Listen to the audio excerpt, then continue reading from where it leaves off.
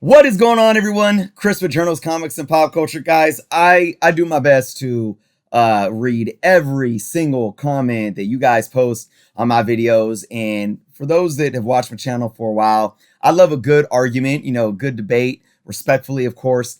But sometimes there's things that are said that I just need to address. And there was a comment that was made today by a viewer who said, right here, I'm going to bring in proper context, but I'm just going to show you guys what he said right here. Sure, you have a lot of comics, but you are no real collector. If you aren't subscribed to the channel, please take some time to do so. Check out all the links in the description below. But we're going to get into this video. So guys, all right, we're going to address this. I'm going to break this down. We're going to get philosophical here and heartwarming, I think. I did a video a couple weeks ago titled, Your Comic Collection is Worth Nothing and Why It Won't Sell for Pennies. I don't want to break down the whole video, but if you guys haven't seen it, go find it, watch it. I've actually done a couple more since then about how basically this is what I'm trying to say. You got these people trying to unload collections of thousands and thousands of comics. This one, he was trying to sell them at like just under $1 each of modern junk. And when I say junk, I don't mean junk is they're not cool comic books. I mean junk is in terms of those who are have this fallacious idea that comic books are all worth money and they're an investment, right? That's why I say junk. It's not junk that there wasn't good stories or you didn't want to buy it because it has your favorite character and you wanted to read it. I buy modern books for those purposes, knowing they're not going to be worth money. But I've done a few of these. And basically what I'm trying to say is like, when you sell in bulk, you attract resellers because you become a wholesaler, you're selling wholesale. It's very hard to move. Most of this stuff, if it's bought by shops, it ends up in 50-cent bins, dollar bins, and it sits there for months and years and years. And it takes forever for people to even recoup a little bit of what they spent to get it. Especially if you're still paying thousands of dollars, even if the lot is at 25 to 30% per book. And I keep saying that market value is anywhere from 10 to 15 cents on a good day for wholesale books like this, especially if they're modern with no keys, right? So somebody commented on this saying, I don't collect comic books in order to sell them. I collect them for my own enjoyment, not for investment or sale. Now, that's perfectly fine, right? But this is what I replied. I said, so would you pay asking price for these books? And this was, what was it, like 1,500 books for $1,300 or something like that? Yeah, 1,500 books. He wanted 1,300, so it's, just under $1 a book for all these books. And there's no keys. It's all modern Marvel from like 2014 up, whatever. No, incentive variance at all. So I'm just saying, okay, that's great. This is why you collect comic books, for enjoyment. But then I asked, so would you pay asking price for these books? And I never got a reply. And the answer is that most likely no. That's why this lot never sold. That's why every lot that I've done a video on over the last few weeks is not sold. And that's why everybody commenting on this video said, hey, I'm interested in the Iron Fist, or I'm interested in the the Daredevil. And the seller was like, yeah, I'll break it apart. And that's what I try to tell people, break it apart, because as collectors, even collectors, it's not about how much it is per book if you have thousands of books, because collectors don't just collect everything. They don't. And they would rather take that much money and spend it on what they pride themselves on collecting, whether it's a character that they love or stories that they enjoy reading. Like for me, if this was 1,800 books or 1,500 books of Spider-Man books that I didn't own at 1,300 and they were all modern, I would be interested in possibly buying it if I had that much money. But it's also hard for collectors to get that much lump of money together for so many comic books unless they're looking for keys.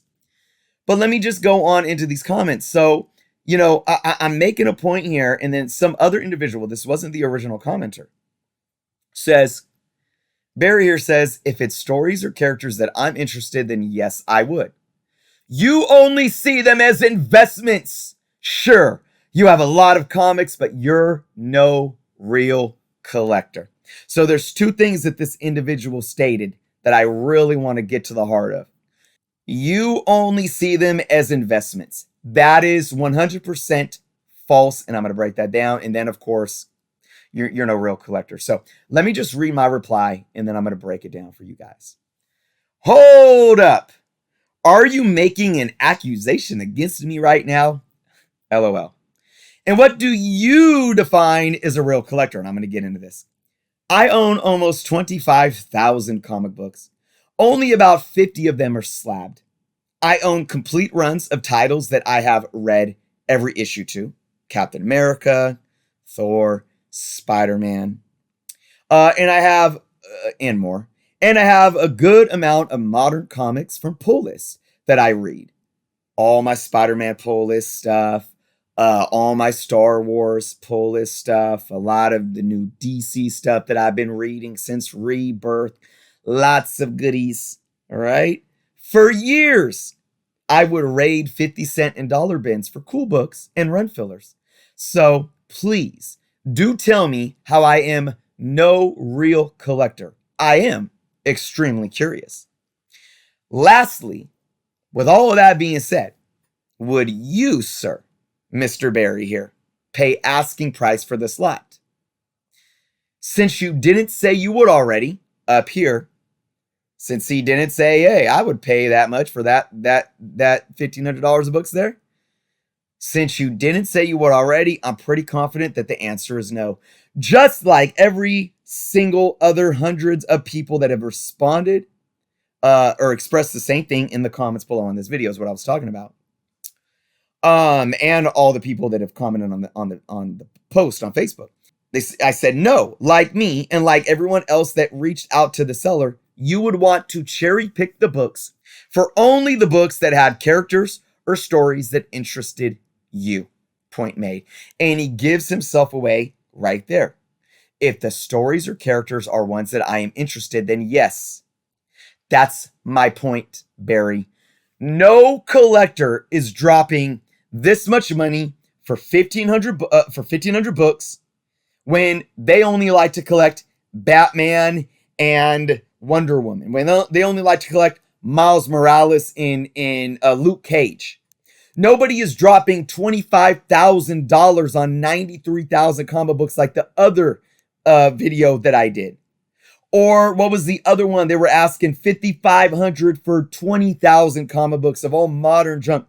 A collector is going to want to go raid those boxes and pay bargain bin prices for only the stuff that they are interested in because A, it's their favorite, one of their favorite characters, or maybe they have a cool cover, or they want to read those stories.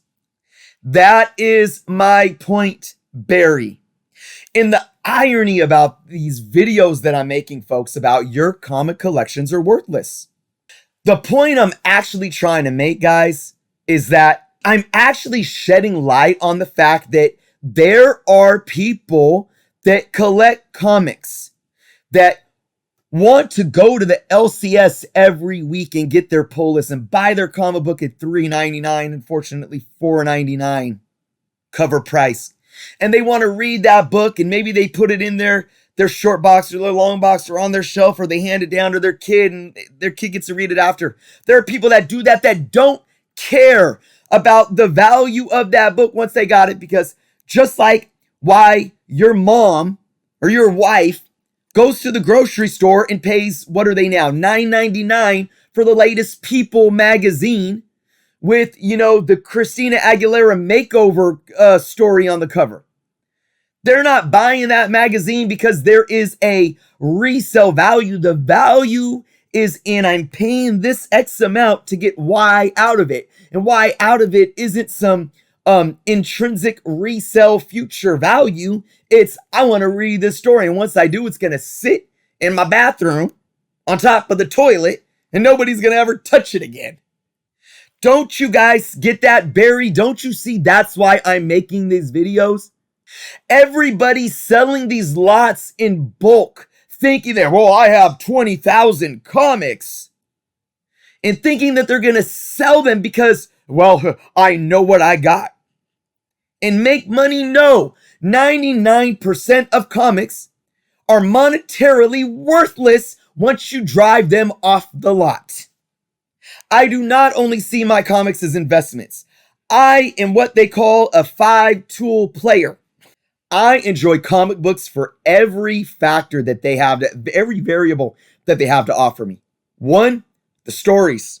2, the art. 3, the nostalgia. 4, investment value. I guess I'm a 4-tool player. I see that in all of them. And if I only, here's the funny thing, Barry. Yes, I do sell comics. I'm actually going through my personal collection and selling a bunch of stuff right now. If I was all about only investing, would I be making videos screaming at the top of my lungs about your comic books are worthless? No, you know what I would be doing? What 90% of these YouTubers are doing. Hot 10, and I'm not knocking anybody that does hot 10 lists, but best 10 comics to invest in right now. These comics are booming. And yeah, I've made investment videos in the past, and I will still make investment videos in the future. So to sit here and say that I only see them as investments, where do you people get this? Like, are you guys watching my videos and really listening? Are you guys really listening? Or is something just going over your heads? Or is this the emotional maturity that we lack in society? And I'm not trying to stand on a high horse right now, guys, and be cynical. Like, I'm honestly being honest. And then to sit here and say, I'm no real collector. First off, what is a real collector? It doesn't exist, folks. A real collector doesn't exist within perimeters or boundaries or boxes. A real collector only exists in the passion that one holds within their heart for this hobby. And if a collector has a passion to buy books as investments, then guess what? That's a passion. And that passion is real. Now, should we use collector if they're just buying for short-term flip? Maybe we don't call them collectors. You know, we could call them hobbyists still because they're a part of the hobby. They are a real hobbyist. I would say I would have to maybe put perimeters around just the definition of what a collector is. A collector, I think, is somebody that actually holds on to something, actually collects and then holds on to them. Even if their intent, though, is to sell them long-term for a gain, a return on investment, that's still a collector, Barry. So, Barry, I love you. I love you, man. I got nothing but love for you. But do me a favor. Do me a favor. Don't open your mouth about other people before looking in the mirror. Have a conversation with me, Barry. Get to know me, who I am, even if it's only on a screen, even if it's only between typed words and comment sections. Because here's the thing, folks. Social media can be the devil of all devils, but it can also be used for good. And it is a place where we can come and share our experiences in something that we all enjoy, that we have commonality in. And Barry, I know you and I have something in common. We like comic books, or at least I'm going to assume you do, because I know this ain't the first video that you watched of mine, Barry. And I'm not mad at you. I'm not. That's your oversight. That's your shortcoming to sit here and accuse me in such a way because you fail to use the ability within you to see truths of others. So I'm going to end this video on this. Told you, I'm going to tug at your heartstrings here and make you think. The first comic book I ever owned, I was 4 years old. I was sitting in the shopping cart at an Alpha Beta store. And the Random House soft cover collection of the first Archie's Teenage Mutant Ninja Turtle miniseries, it was a 3-issue miniseries, was on the rack. And I don't remember I don't know if I picked it up or I asked my mom to pick it up. But she purchased it for me. It was 1987. And I took it home and I read it. And I read it again. And I read it again. And I remember, who remembers carbon paper? I used to get carbon paper and I would put the carbon paper under the pages. And I would take a pen and you trace the page and it would copy onto the carbon paper. And then I ditched the carbon paper and I started drawing Ninja Turtles myself. That's what brought me into my love of art. And for anybody that's seen my artwork, that's how I make a side hustle. I don't make a living doing art, but I make extra money doing it. Comic books brought me into the love of this hobby for the stories and the characters that come off the pages. They also brought me to my love of art. From that comic book, I ended up going to my local comic book shop and collecting all of the Teenage Mutant Ninja Turtle Archie series for the next, 7 or 8 years. I was big on Spider-Man, and then my older brother got me into Punisher and X-Men. And I loved everything about comic books, superheroes, action figures, the cartoons, and I shared it with my children. I love comic books so much that I bought the black and white essentials of all the Amazing Spider-Man stuff from the 60s, and I read them, and then I read them with my son, and then I even let both my sons color the pages. And then I remember for every free comic book day bringing my children dressed up as Black Suit Spider-Man, as Deadpool, standing in line getting free comic books, or bringing my son to A1 Comics in Sacramento for his 7th, 8th, and 9th birthdays, knowing that that was his favorite place to go because I gave the love that I had growing up for comics to them. So Barry, I take it very personal, but I'm not mad at you. So, with that being said, 99% of comics are worthless monetarily. But the value that we find within the pages of those stories is priceless. So, I hope you all watched to the end. Thank you all for watching. Leave your thoughts and comments below. Be well, and until next time.